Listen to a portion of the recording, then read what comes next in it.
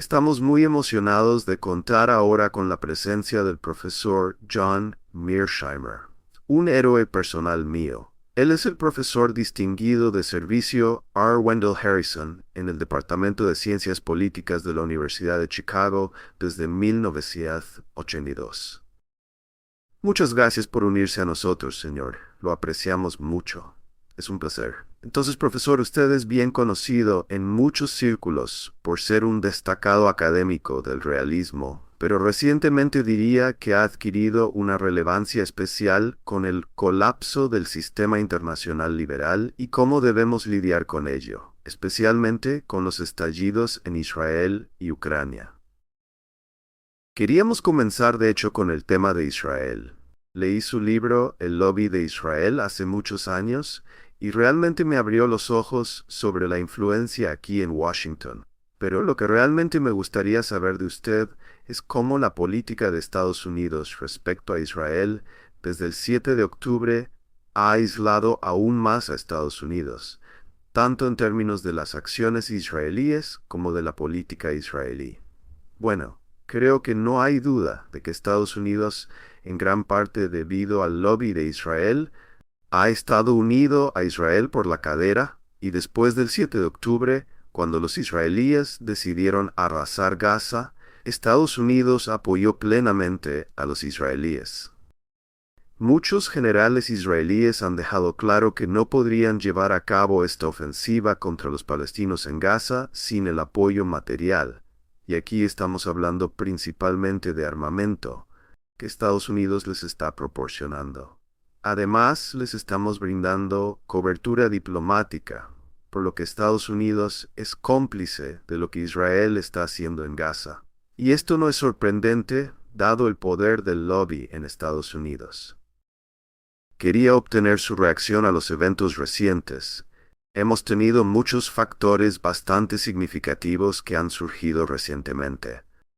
Tenemos a la Corte Penal Internacional señalando que es probable que emita órdenes de arresto para Netanyahu y además para el ministro de Defensa, Yoav Gallant. Tienen a la Corte Internacional de Justicia emitiendo recientemente otra orden diciendo básicamente que no pueden entrar en Rafah. Tuvieron a Biden señalando semanalmente esta línea roja y fingiendo al menos que iba a detener los envíos de armas si había lo que él describió como una invasión importante de Rafah. Tienen a 3 países europeos más reconociendo un Estado palestino. Y sin embargo, a pesar de todo eso, o tal vez por algo de eso, todavía tienen a las FDI avanzando. Vimos este horrible masacre de palestinos desplazados en una zona segura dentro de sus tiendas, al menos 45 muertos. ¿Qué piensa del cálculo israelí en este punto y del momento en que estamos ahora? Bueno, solo para hablar del cálculo israelí, creo que es importante enfatizar que Netanyahu no tiene un interés real en terminar la guerra. Cuanto más tiempo continúe la guerra, mejor para él políticamente. Porque una vez que termine la guerra, tendrá que enfrentar las consecuencias de lo que pasó el 7 de octubre y podría ser derrocado. Así que tiene un interés personal en mantener la guerra en marcha por esa razón. En segundo lugar, está comprometido a derrotar completamente a Hamas. Está comprometido a obtener una victoria decisiva. No creo ni por un segundo que pueda hacerlo. Pero si va a intentarlo, tiene que entrar en Rafah. Entonces, para derrotar a Hamas en su mente, es necesario entrar en Rafah. Ahora, con respecto a por qué lo hizo, dado toda la condena internacional del comportamiento de Israel hacia los palestinos en Gaza en general, y especialmente con respecto a lo que está sucediendo en Rafah, simplemente no le importa. No le importa lo que diga la opinión mundial de una manera u otra. Siempre y cuando Estados Unidos lo respalde, siempre y cuando Estados Unidos tenga su espalda, y Joe Biden tiene su espalda, y él sabe muy bien que si Trump es elegido en noviembre, Trump también tendrá su espalda. Así que es libre de hacer lo que quiera, y, dado que tiene un interés personal en continuar esta guerra y tratar de derrotar a Hamas, seguimos y seguimos. Profesor, ¿cómo ve esto en el corto plazo? Obviamente van a tener el respaldo de Estados Unidos, que es la potencia dominante en el mundo. Pero el creciente aislamiento, tanto de Estados Unidos como de Israel, ¿cómo se ve eso para Israel a mediano y largo plazo en el futuro? ¿Van a ser un estado paria internacional? ¿Cómo ve la evolución del sistema internacional con respecto a Israel con el tiempo?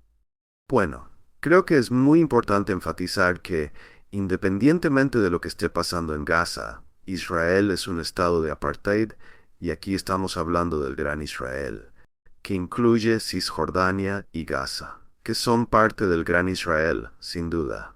Human Rights Watch, Amnistía Internacional y Tselem, que es la principal organización de derechos humanos dentro de Israel, han emitido informes extensos y sofisticados que presentan un caso convincente de que Israel es un estado de apartheid.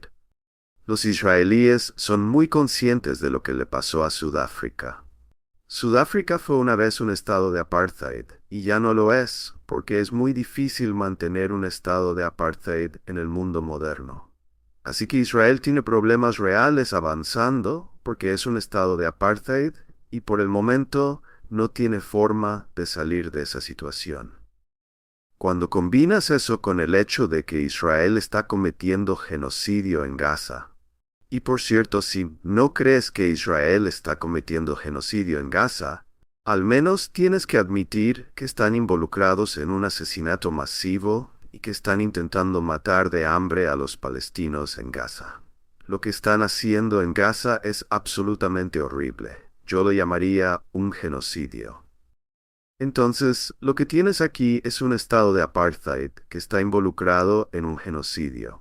Y la pregunta que tienes que hacerte es ¿cuál es la viabilidad a largo plazo de un estado que encaja con esa descripción? Y yo argumentaría que a largo plazo esto presenta enormes problemas para Israel. Y uno podría argumentar que la supervivencia de Israel estará en juego si no cambia sus formas.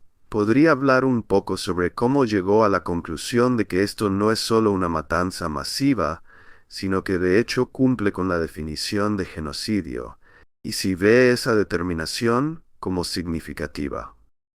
Bueno, al principio no pensé que fuera un genocidio. Pensé que no había duda de que los israelíes estaban infligiendo un castigo significativo a la población civil de Gaza.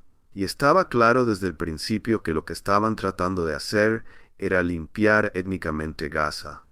¿Quieres entender que si los israelíes pudieran limpiar Gaza, resolverían el problema del apartheid? Y eso es cierto, por supuesto, con respecto a Cisjordania también. Si Israel pudiera limpiar Gaza y Cisjordania de palestinos, resolverían el problema del apartheid. Así que creo que desde el principio lo que los israelíes estaban haciendo en Gaza era tratando de limpiar Gaza, estaban tratando de expulsar a todos los palestinos. Y la forma en que intentaron hacerlo fue haciendo el lugar inhabitable. Entonces estaban matando a un gran número de palestinos, estaban destruyendo sus hogares, estaban destruyendo escuelas, estaban destruyendo cementerios, estaban destruyendo edificios gubernamentales, estaban destruyendo mezquitas, y en cierto punto quedó claro que esto era genocidio, que estaban tratando de matar a un enorme número de personas en Gaza con el propósito de limpiar Gaza. Y luego sumas a eso de que estaban matando de hambre a la población. Estaban limitando enormemente la cantidad de comida y agua y combustible y medicinas que podían entrar en Gaza. Y todo esto era con el propósito de hacer el lugar inhabitable y matar a un gran número de palestinos. Y esto es lo que llevó a la Corte Internacional de Justicia en enero a decir que había suficiente evidencia para hacer un caso plausible de que Israel estaba cometiendo genocidio. Y creo que habiendo mirado muy cuidadosamente el caso, la evidencia es bastante clara de que esto es un genocidio. Profesor, ¿qué impacto ha tenido la relación entre Estados Unidos e Israel, especialmente después del 7 de octubre, en la posición de Estados Unidos en la comunidad internacional y en el mundo? ¿Qué tan negativamente cree que ha afectado a Estados Unidos y cuáles son los impactos a largo plazo en términos de nuestra propia política y posición? Bueno, creo que ha hecho un daño significativo a nuestra reputación. Quiero decir, creo que fuera del Occidente la mayoría de la gente cree que esto es un genocidio. Y de nuevo, si no crees que sea un genocidio, al menos es un asesinato masivo. Esto es ciertamente un crimen contra la humanidad, lo que los israelíes están haciendo en Gaza. Pero creo que la mayoría de la gente fuera del Occidente cree que es un genocidio, y creo que la mayoría de la gente cree correctamente que Estados Unidos es cómplice en este genocidio. Y el resultado final es que eso va a hacer un daño enorme, no solo a la reputación de Israel, sino a la nuestra.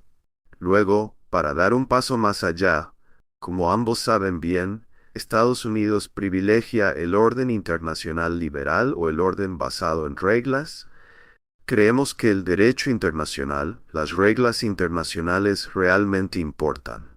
Cuando miras cómo se están comportando los israelíes en Gaza y cómo reaccionan ante la CPI y la CIJ y cómo nosotros los apoyamos en su reacción, está bastante claro que somos unos hipócritas masivos cuando se trata del derecho internacional.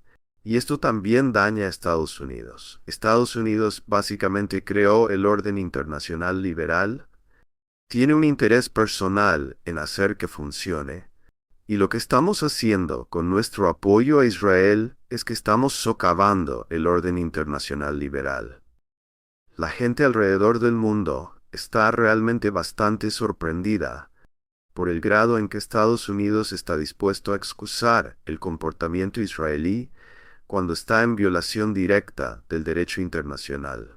Casi tengo miedo de hacer la siguiente pregunta, pero ¿cómo cree que termina esto? Quiero decir, ¿logran efectivamente completar el genocidio? Porque como usted señala, Netanyahu no tiene interés en terminar esta guerra. Joe Biden claramente no tiene interés en alejarse de la postura de apoyo incondicional. Donald Trump sería lo mismo, probablemente sin el pequeño gimoteo liberal que obtenemos de Joe Biden. Entonces, ¿cómo ve que se desarrolla esto? Es muy difícil de decir. Quiero decir, espero que los disparos se detengan en algún momento en el futuro no muy lejano. Espero que después del asalto a Rafah, los israelíes detengan las operaciones militares ofensivas a gran escala en Gaza y en cambio restrinjan sus operaciones militares a ataques a pequeña escala contra Hamas. Quiero decir, me gustaría ver que todos los disparos se detengan, pero creo que eso es muy poco probable. Pero me gustaría que se volviera más limitado. Y creo que lo que terminará pasando aquí es que los israelíes terminarán ocupando Gaza por el futuro previsible que Israel seguirá siendo un estado de apartheid y los palestinos, por supuesto, en algún momento en el futuro se rebelarán de nuevo. ¿Quieres entender que lo que pasó el 7 de octubre no es la primera instancia de los palestinos rebelándose contra los israelíes? Tuviste la primera intifada en 1987, tuviste la segunda intifada en 2000 y luego tuviste el 7 de octubre y hubo todo tipo de revueltas menores entre esos tres eventos importantes. Y esto es lo que pasa cuando tienes un estado de apartheid. Las personas que están siendo dominadas, y eso por supuesto es la población palestina, van a rebelarse, y por lo tanto creo que podemos esperar ver problemas hasta donde alcanza la vista. Profesor, ¿cómo ve los riesgos de un conflicto regional, si eso va a aumentar, y luego las probabilidades de que Estados Unidos sea arrastrado? Hablamos anteriormente en algunos de nuestros programas, ha habido fuego cruzado entre los egipcios y los israelíes. Habrá un vacío de poder similar a los años 60 y 70, donde la causa palestina trae mucha popularidad y podría invitar a un conflicto regional más amplio. ¿Hacia dónde ve que va eso? Bueno, ¿quieres recordar que Estados Unidos ya está luchando contra los hutíes en el Mar Rojo como resultado de lo que está pasando en Gaza? Pero la pregunta realmente interesante tiene que ver con Irán. Ahora está claro por lo que pasó en abril, ¿Recuerdas que el 1 de abril los israelíes atacaron la embajada iraní en Damasco, Siria? Sí, y luego el 14 de abril los iraníes atacaron a Israel en respuesta, y luego el 19 de abril Israel lanzó un ataque muy limitado contra Irán. Entonces, entre el 1 de abril y el 19 de abril tuvimos este conflicto, no simplemente involucrando a Israel e Irán, Estados Unidos también estuvo involucrado. Estuvimos involucrados en el combate que tuvo lugar el 14 de abril, cuando Irán atacó a Israel. Derribamos aproximadamente la mitad de los drones y misiles de crucero y misiles balísticos, profundamente involucrados. Ahora, ¿qué te dice esto? Si miras cuidadosamente, ves que Estados Unidos e Irán no tenían interés en que este conflicto tuviera lugar.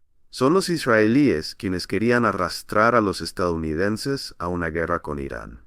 Son los israelíes quienes comenzaron estos eventos el 1 de abril cuando atacaron la embajada iraní en Damasco.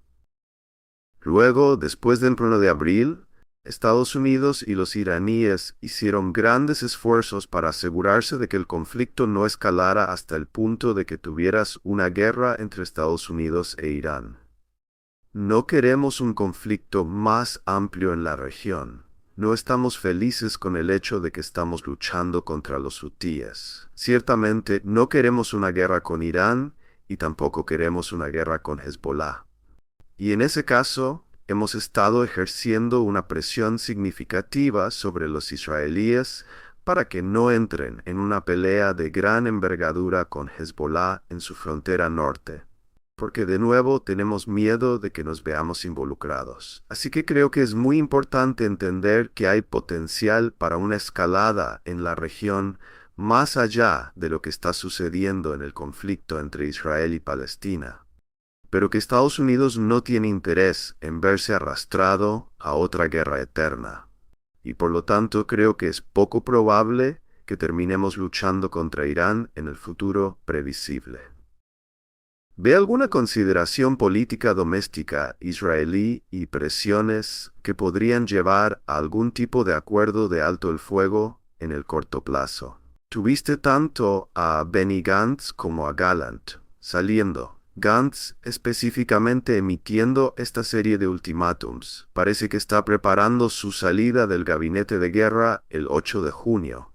Tienes protestas masivas, no hay mucho desacuerdo sobre la prosecución de la guerra, el tratamiento de los civiles palestinos per se, pero hay una fricción masiva sobre la búsqueda de un acuerdo de rehenes. ¿Cree que alguna de esas cosas podría poner fin a este conflicto? Al menos al microconflicto que se está librando ahora mismo. Bueno, como señalas, hay fuerzas centrífugas muy poderosas dentro de Israel que amenazan al gobierno de Netanyahu y a primera vista parecen empujar en la dirección de algún tipo de alto el fuego. Pero yo solo diría que si observas a Benjamin Netanyahu en acción, él es algo así como un mago cuando se trata de mantener su posición en el poder. No hay duda de que su gabinete de guerra está profundamente descontento con el hecho de que no tiene un plan para cómo gobernar Gaza una vez que los disparos se detengan. Está muy claro que el problema de los rehenes le está causando enormes problemas. Pero de nuevo, él es algo así como un mago, y no apostaría mucho dinero a que sea derrocado pronto. También señalaría que si es derrocado, no importará tanto. El hecho es que Netanyahu no es un caso atípico aquí. Muchos judíos liberales estadounidenses quieren argumentar que el verdadero problema aquí es Benjamin Netanyahu, y que si tan solo pudiéramos deshacernos de Benjamin Netanyahu, viviríamos felices para siempre. Creo que este no es el caso. Creo que Netanyahu tiene puntos de vista que son similares a los de Benny Gantz, similares a los de Yoav Gallant.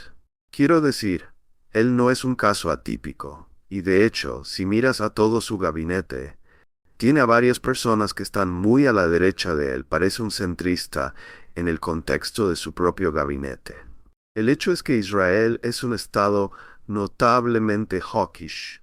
El Israel que conocí cuando era un niño y un joven se ha ido. se ha movido constantemente hacia la derecha con el tiempo, y creo que con el paso del tiempo se moverá aún más y más hacia la derecha. Este es un país hawkish que tiene puntos de vista extremistas hacia los palestinos. Sí, es uno de los pocos países donde las personas más jóvenes son en realidad más duras, más hawkish, más de derecha que las poblaciones mayores. Quería preguntarle sobre Joe Biden. Lo mejor que pueda evaluar, si hay personas aquí que quieran presionarlo para que cambie la política de alguna manera, ¿ve algún punto de presión?